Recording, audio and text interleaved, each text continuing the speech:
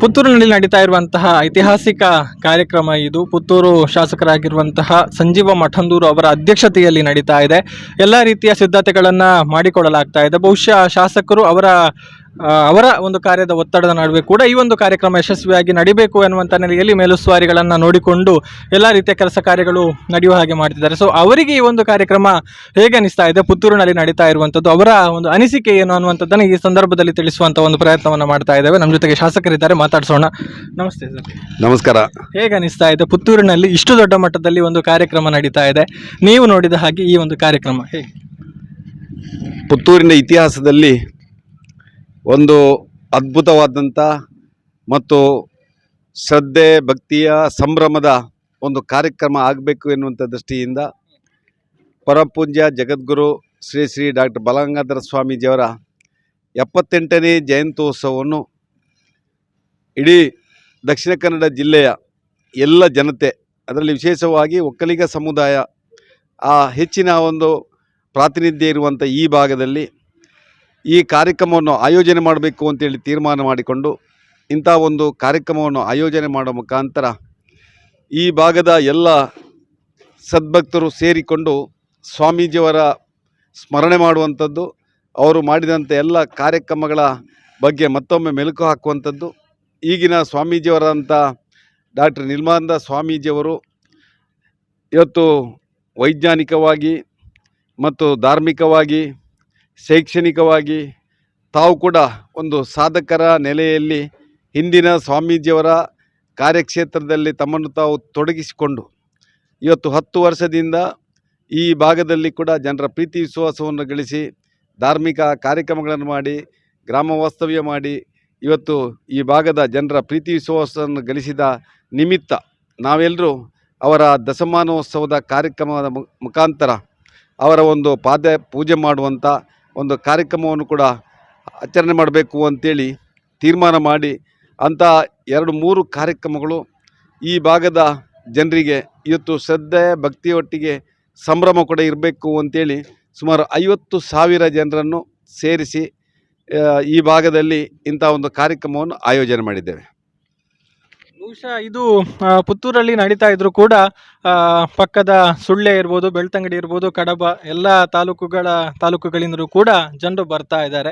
So ಇದಕ್ಕೆ ಬೇಕಾದಂಥ ಸಿದ್ಧತೆಯನ್ನು ಮಾಡುವಂಥದ್ದು ಕೂಡ ಒಂದು ಅಷ್ಟೇ ದೊಡ್ಡ ಸವಾಲು ಅಂತ ಹೇಳ್ಬೋದು. ಇಷ್ಟು ದೊಡ್ಡ ಕಾರ್ಯಕ್ರಮವನ್ನು ಒಂದು ಸಣ್ಣ ಅವಧಿಯಲ್ಲಿ ಸಂಘಟನೆ ಮಾಡಬೇಕು ಅಂತ ಆದರೆ. ಸೊ ಇದಕ್ಕೆ ಸಿದ್ಧತೆಗಳೆಲ್ಲ ಹೇಗಾಯಿತು? ಒಂದು ಜಯಂತ್ಯೋತ್ಸವ ಸಮಿತಿಯನ್ನು ರಚನೆ ಮಾಡಿಕೊಂಡ್ರಿ, ಆ ಸಮಿತಿಯ ಮೂಲಕ ನಡೆದಂಥ ಪ್ರಯತ್ನಗಳ ಬಗ್ಗೆ ಸ್ವಲ್ಪ ಮಾತನಾಡಿ.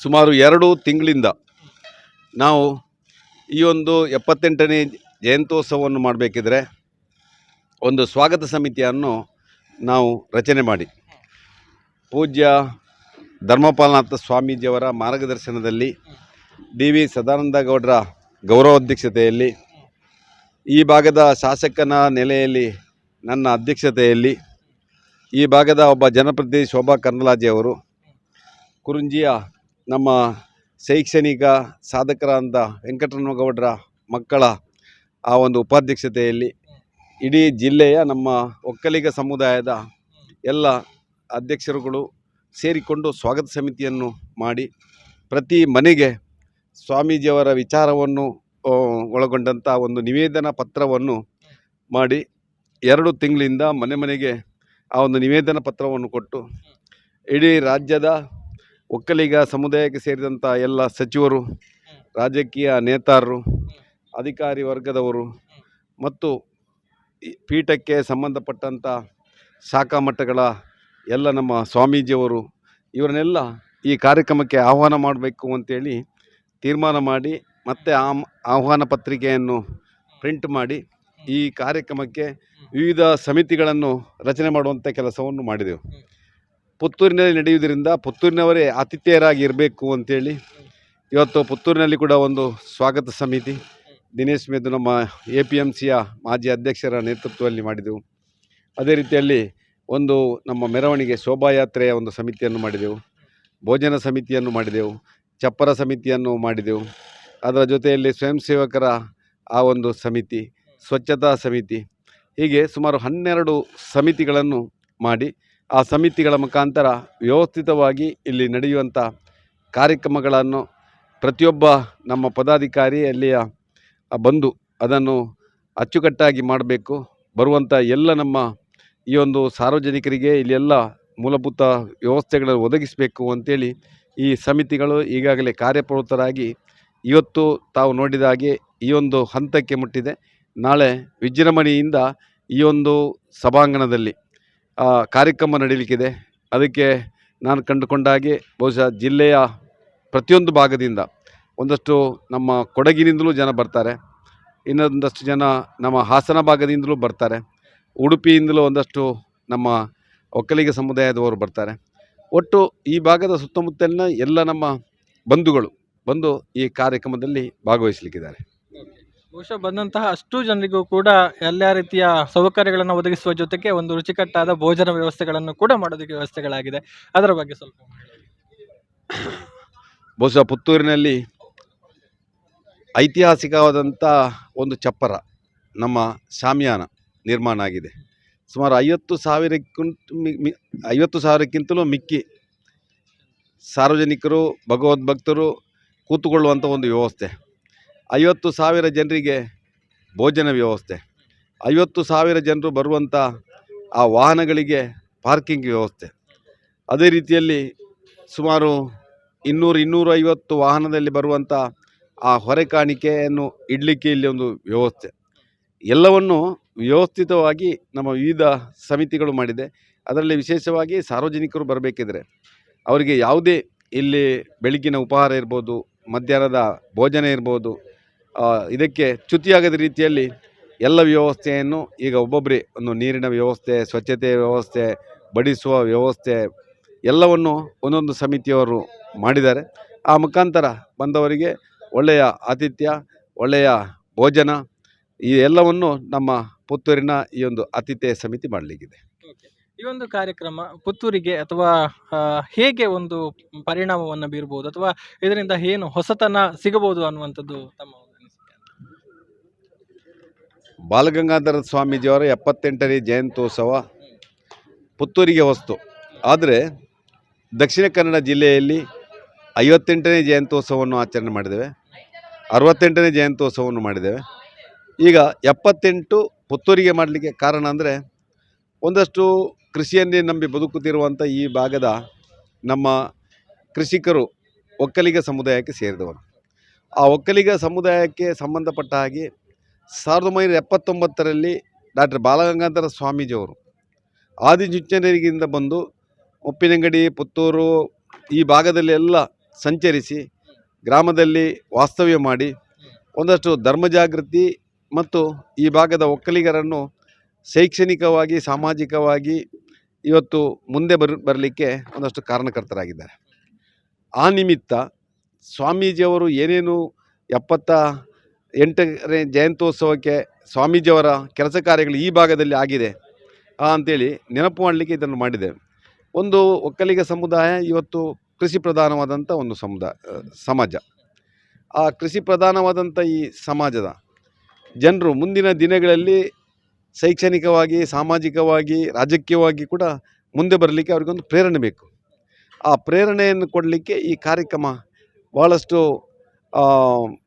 ಒಳ್ಳೆಯದಾಗ್ಬೋದು. ಈ ಕಾರ್ಯಕ್ರಮದ ಮುಖಾಂತರ ಇಡೀ ಸಮಾಜ ಮತ್ತೊಮ್ಮೆ ನಾವು ಒಟ್ಟಾಗಿ ತಮ್ಮ ಒಳಿತನ್ನು ತಾವೇ ಬಯಸುವಂಥ ಕೆಲಸ ಮಾಡಬೇಕೆನ್ನುವಂಥ ಚಿಂತನೆಗೆ ಇವರೆಲ್ಲರನ್ನು ನಾವು ಒಳಪಡಿಸ್ಬೋದು ಅಂತೇಳಿ ನಾನು ಭಾವಿಸ್ತಾ ಇದ್ದೇನೆ. ಇನ್ನು ಅಧ್ಯಕ್ಷನ ನೆಲೆಯಲ್ಲಿ ಕೊನೆಯದಾಗಿ ಒಂದು ಜನರನ್ನು ಆಮಂತ್ರಣ ಮಾಡೋದಿದ್ರೆ ಈ ಸಂದರ್ಭದಲ್ಲಿ ತಮ್ಮ ಮಾತು. ಜನವರಿ 22ರಂದು ನಡೆಯುವಂಥ ಪುತ್ತೂರಿನ ಮಹಾಲಿಂಗೇಶ್ವರ ದೇವಸ್ಥಾನದ ಆ ಒಂದು ಜಾತ್ರೋತ್ಸವದ ಗದ್ದೆಯಲ್ಲಿ 12 ಎಕರೆ ಜಾಗದಲ್ಲಿ ನಾವು ಈಗಾಗಲೇ ಭವ್ಯವಾದಂಥ ಒಂದು ಪೆಂಡಾಲನ್ನು ನಿರ್ಮಾಣ ಮಾಡಿ ಇಲ್ಲಿಗೆ ಬರುವಂಥ ಎಲ್ಲ ಸಾರ್ವಜನಿಕರು, ಒಕ್ಕಲಿಗರು ಮಾತ್ರ ಅಂತಲ್ಲ, ಎಲ್ಲ ಸಮುದಾಯದವರನ್ನು ನಾವು ಕರೀತಾ ಇದ್ದೇವೆ, ಆಮಂತ್ರಣ ಕೊಟ್ಟಿದೆ, ಎಲ್ಲರೂ ಭಾಗವಹಿಸ್ಬೋದು. ಇದರ ನೇತೃತ್ವವನ್ನು ಒಕ್ಕಲಿಗ ಸಮಾಜ ತಗೊಂಡಿದೆ ಹೊರತು ಈ ಕಾರ್ಯಕ್ರಮ ಎಲ್ಲ ಹಿಂದೂ ಭಗವದ್ಭಕ್ತರು ಸಾರ್ವಜನಿಕರದ್ದು. ಒಂದು ಮಠ ಎಲ್ರಿಗೂ ಸೀಮಿತಪಟ್ಟದ್ದು, ಒಂದು ಸ್ವಾಮೀಜಿ ಆ ಹಿಂದೂ ಧರ್ಮಕ್ಕೆ ಸಂಬಂಧಪಟ್ಟವರು. ಆ ನೆಲೆಯಿಂದ ಈ ಕಾರ್ಯಕ್ರಮಕ್ಕೆ ನಮ್ಮ ಊರಿನ, ನನ್ನ ಪುತ್ತೂರು ತಾಲೂಕಿನ, ಈ ಜಿಲ್ಲೆಯ ಎಲ್ಲ ಸದ್ಭಕ್ತರನ್ನು ನಾನು ಈ ಆಹ್ವಾನವನ್ನು ಮಾಡ್ತಾ ಇದ್ದೇನೆ. ಈ ಕಾರ್ಯಕ್ರಮಕ್ಕೆ ಬೇರೆ ಬೇರೆ ರಾಜಕೀಯ ಪಾರ್ಟಿಯ ನಮ್ಮ ನೇತಾರು ಬರಲಿಕ್ಕಿದ್ದಾರೆ, ಇವತ್ತು ಮಂತ್ರಿಗಳು ಬರಲಿಕ್ಕಿದ್ದಾರೆ, ಬೇರೆ ಬೇರೆ ಅಧಿಕಾರಿಗಳು ಬರಲಿಕ್ಕಿದ್ದಾರೆ. ಅದರದ್ದು ಜೊತೆಯಲ್ಲಿ ಸುಮಾರು 10-12 ಬೇರೆ ಬೇರೆ ನಮ್ಮ ಶಾಖಾ ಮಟ್ಟದ ಸ್ವಾಮೀಜಿಗಳು ಬರಲಿಕ್ಕಿದ್ದಾರೆ. ಇವರೆಲ್ಲ ಬರಬೇಕಿದ್ರೆ ನಮ್ಮ ಪುತ್ತೂರಿನ ಜನತೆ ಕೂಡ ಈ ಒಂದು ಕಾರ್ಯಕ್ರಮದಲ್ಲಿ ಭಾಗವಹಿಸಿ ಸ್ವಾಮೀಜಿಯವರ ಆಶೀರ್ವಾದವನ್ನು ಪಡ್ಕೊಳ್ಬೇಕು. ನಮ್ಮ ಬರುವಂಥ ಗಣ್ಯಮಾನ್ಯರ ಆ ಒಂದು ಏನು ವಿಚಾರ ಇದೆ ಅದನ್ನು ತಿಳ್ಕೊಳ್ಳುವಂಥ ಸಂಗತಿಯನ್ನು ಮಾಡಬೇಕು. ತಾವು ಬಂದು ಇಲ್ಲಿ ಸಂಭ್ರಮಿಸಬೇಕು. ನಮಗೂ ತಾವೆಲ್ಲ ಒಂದು ಈ ಕಾರ್ಯಕ್ರಮಕ್ಕೆ ಪ್ರೇರಣೆ ಕೊಡಬೇಕು ಅಂತೇಳಿ ನಾನೆಲ್ಲ ಪುತ್ತೂರಿನ ಮಹಾಜನತೆಯಲ್ಲಿ ಈ ಕಾರ್ಯಕ್ರಮದ ಅಧ್ಯಕ್ಷನಾಗಿ, ಈ ಭಾಗದ ಶಾಸಕನಾಗಿ ನನ್ನ ನಮನಗಳನ್ನು ಸಲ್ಲಿಸ್ತಾ ಮತ್ತೊಮ್ಮೆ ಎಲ್ಲರನ್ನು ಪ್ರೀತಿಪೂರ್ವಕವಾಗಿ ಈ ಕಾರ್ಯಕ್ರಮಕ್ಕೆ ಆಹ್ವಾನವನ್ನು ಕೊಡ್ತಾ ಇದ್ದೇನೆ. ಒಂದನ್ನು ನಾನು ಕೇಳಲೇಬೇಕು. ಬಹುಶಃ ಇಷ್ಟೊಂದು ದೊಡ್ಡ ಕಾರ್ಯಕ್ರಮ, ಅದರ ಒಂದು ಯಶಸ್ಸು ಅನ್ನುವಂಥದ್ದು ಆ ಒಂದು ಸಮಿತಿಯ ಅಧ್ಯಕ್ಷ ಗಾದಿಯನ್ನು ವಹಿಸಿಕೊಂಡವರಲ್ಲಿ ಇರುತ್ತೆ. ಬಹುಶಃ ಶಾಸಕರ ನೆಲೆಯಲ್ಲಿ ಒಂದು ಕಾರ್ಯದೊತ್ತಡ ಇರುತ್ತೆ, ಅದರ ನಡುವೆ ಇದರ ಒಂದು ನಿರ್ವಹಣೆಯನ್ನು ನೋಡಿಕೊಳ್ಬೇಕಾದಂಥ ಜವಾಬ್ದಾರಿ. ಬಹುಶಃ ಈ ಒಂದು ಜವಾಬ್ದಾರಿ ತಮಗೆ ಸಿಕ್ಕಿರುವಂಥ ಬಗ್ಗೆ ತಮ್ಮ ಒಂದು ಅನಿಸಿಕೆ ಏನು, ಅದನ್ನೊಂದು ಹೇಳಲೇಬೇಕು. ಒಂದು ಶಾಸಕನಾಗಿ ಮತ್ತು ಒಕ್ಕಲಿಗ ಸಮುದಾಯದ ಒಬ್ಬ ಮುಖಂಡನಾಗಿ ನನಗೆ ನಮ್ಮ ಸ್ವಾಮೀಜಿಯವರಲ್ಲಿರುವಂಥ ಭಕ್ತಿ, ಮಠದ ಒಟ್ಟಿಗಿರುವಂಥ ನನ್ನ ಒಡನಾಟ, ಇದೆಲ್ಲವನ್ನು ಗಮನಿಸಿ ನಮ್ಮ ಸಮಾಜದವರು ನನಗಿದರ ನೇತೃತ್ವವನ್ನು ಕೊಟ್ಟಿದ್ದಾರೆ. ನೇತೃತ್ವ ಕೊಟ್ಟ ಮೇಲೆ ನಾನು ಹಿಂದೆ ಮುಂದೆ ಯಾವುದರಲ್ಲಿ ನೋಡುವವನಲ್ಲ. ಅದರ ಯಶಸ್ಸಿನ ಬಗ್ಗೆ ನಾವು ಕಾರ್ಯಪ್ರವೃತ್ತರಾಗಬೇಕು. ಆ ದಿಸೆಯಿಂದ ಇದು ನನ್ನ ಯೋಗ ಅಂತ ನಾನು ಭಾವಿಸ್ತಾ ಇದ್ದೇನೆ. ಎಲ್ರಿಗೂ ಈ ಯೋಗ ಸಿಗುವುದಿಲ್ಲ, 10 ವರ್ಷಕ್ಕೊಮ್ಮೆ ಸಿಗುವಂಥ ಯೋಗ. ಡಿ.ವಿ. ಸದಾನಂದ ಗೌಡರು MLA ಆಗಿರುವಾಗ ಅವರ ನೇತೃತ್ವವನ್ನು ವಹಿಸಿಕೊಂಡಿದ್ದರು. ಈ ಬಾರಿ ನಾನು ಈ ಭಾಗದಲ್ಲಿ ಶಾಸಕನಾಗಿ ಇದರ ನೇತೃತ್ವವನ್ನು ವಹಿಸಿಕೊಂಡಿದ್ದೇನೆ. ಒಟ್ಟು ನಾವು ನೇತೃತ್ವ ವಹಿಸಿಕೊಂಡ ಮೇಲೆ ಸರ್ವೇ ಜನ ಸುಖಿನೋ ಭವಂತು ಅಂತ ಹೇಳುವುದು, ಸರ್ವರಿಗೆ ಸಮಬಾಳು ಸರ್ವರಿಗೆ ಸಮಬಾಳು ಅಂತ ಹೇಳೋದು. ಹಾಗೆ ಎಲ್ಲ ಜನರನ್ನು ಈ ಕಾರ್ಯಕ್ರಮಕ್ಕೆ ಆಹ್ವಾನಿಸಿ ಎಲ್ಲ ಜನರ ಆ ಒಂದು ಪ್ರೀತಿ ವಿಶ್ವಾಸ ಮಠದ ಮೇಲೆ ಇರಲಿ, ಸ್ವಾಮೀಜಿಯವರ ಮೇಲೆ ಇರಲಿ. ಅದೇ ರೀತಿಯಲ್ಲಿ ನಾವು ಮಾಡುವಂಥ ಕಾರ್ಯ ಒಟ್ಟು ಧಾರ್ಮಿಕ ಹಿನ್ನೆಲೆಯಿಂದ, ಒಂದು ಸಮಾಜದ ಹಿನ್ನೆಲೆಯಿಂದ ಮಾಡ್ತಾ ಇದೆ ಎನ್ನುವಂಥ ಸಂದೇಶವನ್ನು ಕೂಡ ಈ ಒಂದು ಕಾರ್ಯಕ್ರಮದಲ್ಲಿ ನಾವು ಕೊಡ್ತಾ ಇದ್ದೇವೆ. ನಾಳೆ ಪುತ್ತೂರಿನಲ್ಲಿ ನಡೀತಿರುವಂಥ ಆದಿಚುಂಚನಗಿರಿ ಸ್ವಾಮೀಜಿಯವರ 78ನೇ ಜಯಂತ್ಯೋತ್ಸವ ಮತ್ತು ಈಗಿನ ಪೀಠಾಧ್ಯಕ್ಷರ 10ನೆಯ ಆ ಪೀಠಾರೋಹಣ ಕಾರ್ಯಕ್ರಮ ಒಂದು ಧಾರ್ಮಿಕ ಕಾರ್ಯಕ್ರಮ. ಒಂದು ಮಠ ಕೈಗೊಂಡಂಥ ಕಾರ್ಯಕ್ರಮಗಳನ್ನು ಸಾದರಪಡಿಸುವಂಥ ಕಾರ್ಯಕ್ರಮ. ಒಂದು ಪೀಠದ ಬಗ್ಗೆ, ಒಂದು ಗುರುಗಳ ಬಗ್ಗೆ ಇವತ್ತು ದಕ್ಷಿಣ ಕನ್ನಡ ಜಿಲ್ಲೆಯಲ್ಲಿರುವಂಥ ಆ ಭಗವದ್ಭಕ್ತರಿಗೆ ಇರುವಂಥ ಶ್ರದ್ಧೆ ಭಕ್ತಿಯನ್ನು ತೋರಿಸುವಂಥ ಕಾರ್ಯಕ್ರಮ. ಈ ಕಾರ್ಯಕ್ರಮ ಆಗಬೇಕಿದ್ರೆ ಈ ಕಾರ್ಯಕ್ರಮವನ್ನು ಸಾರ್ವಜನಿಕವಾಗಿ ಇವತ್ತು ಮಾಡುವ ಈ ಸಂದರ್ಭದಲ್ಲಿ ಎಲ್ಲ ಹಿಂದೂ ಭಗವದ್ಭಕ್ತರು ಇವತ್ತು ಸಮಾಜದ ಆ ಒಳಿತಿಗೋಸ್ಕರ ಮತ್ತು ಸಮಾಜದಲ್ಲಿರುವಂಥ ಬೇರೆ ಬೇರೆ ಆ ಪಂಗಡಗಳು ಒಂದಾಗಿ ಒಟ್ಟಾಗಿ ಸಮಾಜಮುಖಿಯಾಗಿ ಹೋಗಬೇಕೆನ್ನುವಂಥ ದೃಷ್ಟಿಯಿಂದಲೂ ಕಾರ್ಯಕ್ರಮ ಆಯೋಜನೆ ಆಗುವಂಥ ದೃಷ್ಟಿಯಿಂದ ಇವತ್ತು ಹಿಂದೂಗಳ ಪವಿತ್ರವಾದಂಥ ಆ ಕೇಸರಿ ಧ್ವಜದ ಅಡಿಯಲ್ಲಿ ಕೇಸರಿ ಬಂಟಿಂಗ್ಸನ್ನು ಹಾಕಿ ಕೇಸರಿ ಸ್ವಾಮೀಜಿಯವರು ಧರಿಸುವಂಥ ಕೇಸರಿಯ ಮುಖಾಂತರ ತ್ಯಾಗದ ಸಂದೇಶವನ್ನು ಕೂಡ ಕೊಡಬೇಕು ಅಂತೇಳುವ ಕಾರ್ಯಕ್ರಮವನ್ನು ಆಯೋಜನೆ ಮಾಡಿದ್ದೇವೆ. ಈ ಕಾರ್ಯಕ್ರಮ ಇವತ್ತು ಇಡೀ ಪೇಟೆಯಲ್ಲಿ ಒಂದಷ್ಟು ಕೇಸರಿಮಯವಾಗಿ ಅಲಂಕಾರ ಮಾಡೋ ಮುಖಾಂತರ ಎಲ್ಲ ಕೇಸರಿ ನಮ್ಮ ಫ್ಲ್ಯಾಗಿನ ಜೊತೆಯಲ್ಲಿ ನಾವು ಇವತ್ತು ಒಂದಷ್ಟು ಬಂಟಿಂಗ್ಸ್ಗಳು, ಅದೇ ರೀತಿಯಲ್ಲಿ ಫ್ಲೆಕ್ಸ್ಗಳು ಎಲ್ಲವೂ ಒಂದು ರೀತಿಯಲ್ಲಿ ಇವತ್ತು ಹಿಂದೂ ಸಮಾಜಕ್ಕೆ ಪೂರಕ ಆಗುವ ದೃಷ್ಟಿಯಿಂದ ಈ ಕಾರ್ಯಕ್ರಮವನ್ನು ಆಯೋಜನೆ ಮಾಡಿ ಸಾರ್ವಜನಿಕರು ಕೂಡ ಮುಂದಿನ ದಿನಗಳಲ್ಲಿ ಹಿಂದೂ ಸಮಾಜ ಕೇಸರಿ ಅಡಿಯಲ್ಲಿ ಒಟ್ಟಾಗಬೇಕೆನ್ನುವಂಥ ಸಂದೇಶವನ್ನು ಕೂಡ ಕೊಡುವಂಥ ಕೆಲಸವನ್ನು ಈ ಭಾಗದಲ್ಲಿ ಮಾಡಿದ್ದೇವೆ. ಸರ್, ತಮ್ಮ ಎಲ್ಲರ ಒಂದು ಆ ಪರಿಶ್ರಮ, ಆ ಒಂದು ಕಾರ್ಯಕ್ರಮ ಯಶಸ್ಸಾಗಬೇಕು ಅನ್ನುವಂಥ ನೆಲೆಯಲ್ಲಿ ತಾವೆಲ್ಲ ಮಾಡಿರುವಂಥ ದುಡಿಮೆ ಯಶಸ್ಸು ಕಾಣಲಿ, ಆ ಮೂಲಕ ಪುತ್ತೂರಿನ ಇತಿಹಾಸದಲ್ಲಿ ಸುವರ್ಣಾಕ್ಷರಗಳಲ್ಲಿ ಬರೆದಿಡುವಂಥ ಕಾರ್ಯಕ್ರಮ ಇದಾಗಲಿ ಅನ್ನೋದು ನಮ್ಮ ಆಶಯ. Thank you. ಇದು ಜಯಂತ್ಯೋತ್ಸವ ಸಮಿತಿಯ ಅಧ್ಯಕ್ಷರು ಜೊತೆಗೆ ಪುತ್ತೂರು ವಿಧಾನಸಭಾ ಕ್ಷೇತ್ರದ ಶಾಸಕರು ಆಗಿರುವಂತಹ ಸಂಜೀವ ಮಠಂದೂರು ಅವರು ನಮ್ಮ ಜೊತೆಗೆ ಆಡಿರುವಂತಹ ಮಾತುಗಳು.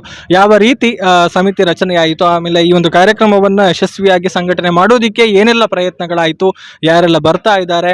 ಬಹುಶಃ ಇದು ಕೇವಲ ಒಂದು ಸಮುದಾಯ ಅಥವಾ ಒಕ್ಕಲಿಗ ಸಮಾಜಕ್ಕೆ ಮಾತ್ರ ಸೀಮಿತ ಆದಂತಹ ಕಾರ್ಯಕ್ರಮ ಅಲ್ಲ, ನೇತೃತ್ವವನ್ನಷ್ಟೇ ಒಕ್ಕಲಿಗ ಸಮಾಜ ತೆಗೆದುಕೊಂಡಿದೆ. ಆದರೆ ಇದು ಎಲ್ಲರಿಗೂ ಕೂಡ ಒಂದು ಬಂದು ಭಾಗವಹಿಸಬಹುದಂತ ಕಾರ್ಯಕ್ರಮ. ಸೊ ಎಲ್ಲರೂ ಬನ್ನಿ ಅನ್ನುವಂಥ ಒಂದು ವಿನಂತಿಯನ್ನು ಕೂಡ ಅವರು ಮಾಡಿಕೊಂಡಿದ್ದಾರೆ. ಸೊ ಕಾರ್ಯಕ್ರಮ ಯಶಸ್ವಿ ಆಗಲಿ ಅನ್ನುವಂಥದ್ದು ನಮ್ಮ ಆಶಯ ಕೂಡ. ಲೋಕೇಶ್ ಬನ್ನೂರು ಜೊತೆಗೆ ಗೌತಮ್ ಶೆಟ್ಟಿ, ಸುದ್ದಿ ನ್ಯೂಸ್, ಪುತ್ತೂರು.